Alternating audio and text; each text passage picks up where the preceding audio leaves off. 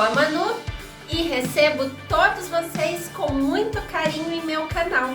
Bem-vindos ao canal Toque Manu.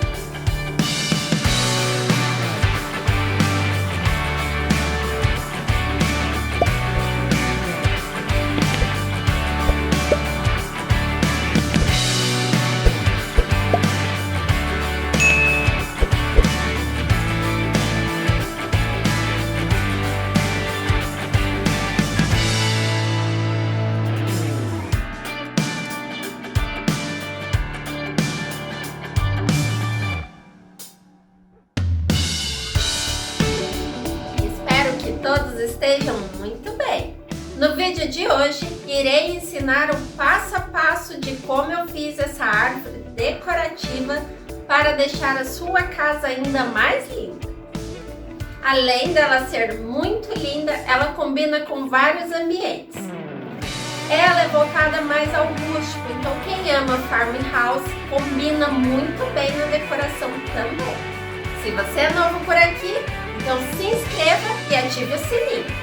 E não esqueçam de deixar o seu like. Deixe um comentário para mim, pois leio todos os comentários. Agora, sem mais, bora para o vídeo.